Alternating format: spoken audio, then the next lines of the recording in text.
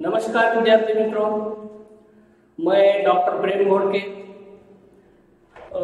आज हम जिस विषय के बारे में चर्चा करने वाले हैं उस विषय की ओर ही बढ़ते हैं।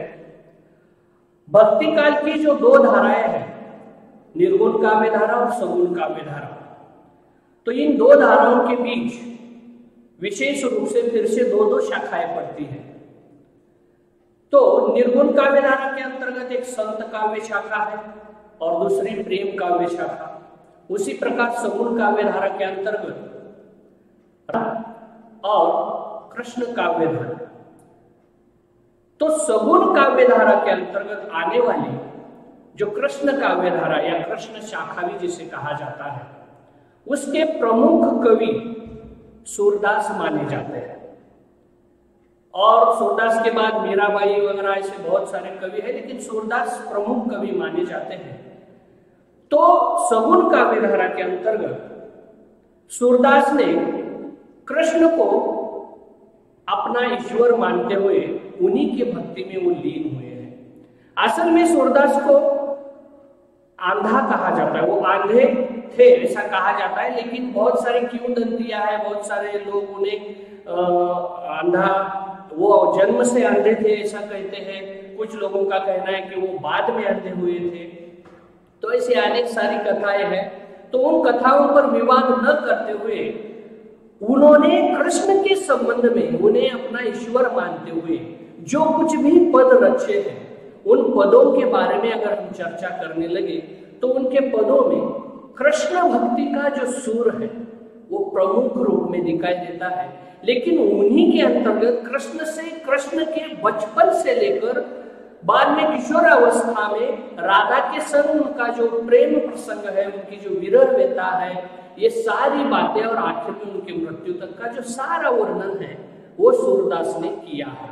अब हम भी कहते हैं कि सूरदास आंधे होते हुए भी उन्होंने कृष्ण के बचपन की बाल लीलाओं का जो बहुत सुंदर और मार्मिक वर्णन किया है, उसकी चर्चा यहाँ पर इन पदों में दी गई है।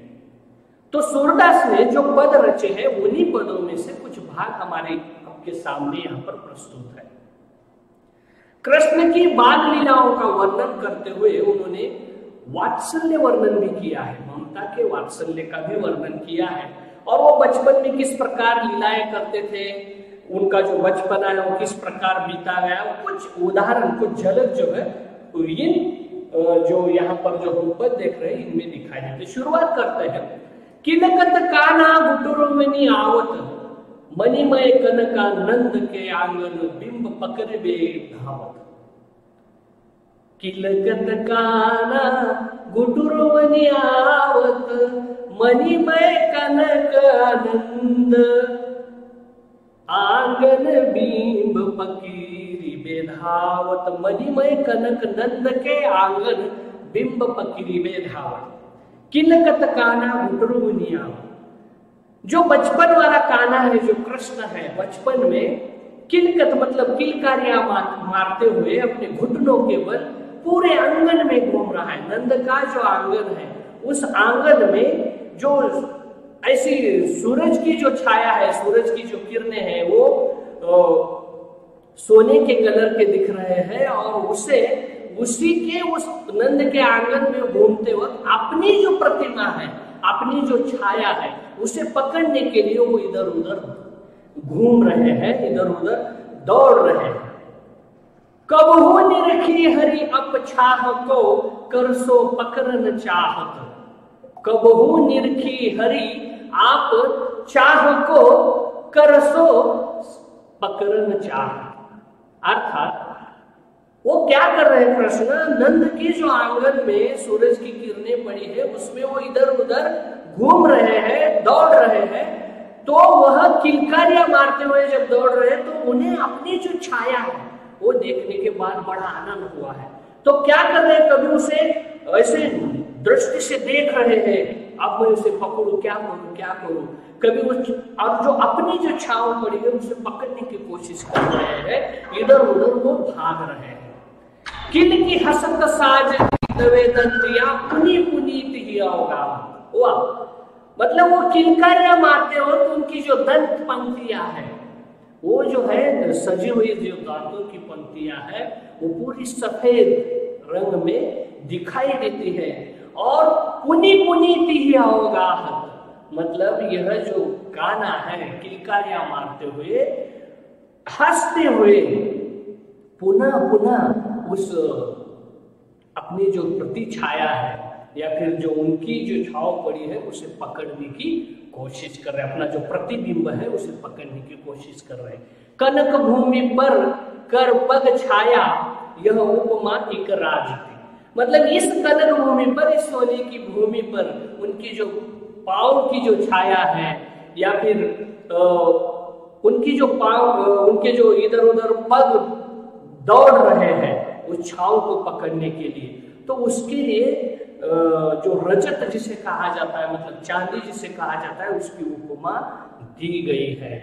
आगे देखो, प्रतिकर प्रतिपद, प्रतिकर प्रतिपद प्रतिमान वसुधा कमल बैठ की साजती, अर्थात प्रतिकर मतलब अपने जो हाथ है, प्रतिपद अपने जो पद है मतलब अपने जो पांव है, वो देखकर वसुधा जो है कमल बैठ की साजत, अर्थात उनके जो पैर है, जो हाथ है, और वो जब ऐसे बैठे हैं तो ऐसा लग रहा है कि कमल के बीच से कोई ऐसा फूल उमड़ रहा है, इतनी सुंदर, मतलब वो सजा हुआ है, ऐसा उनका वो सारा व्यवहार जो है दिखाई दे रहा है।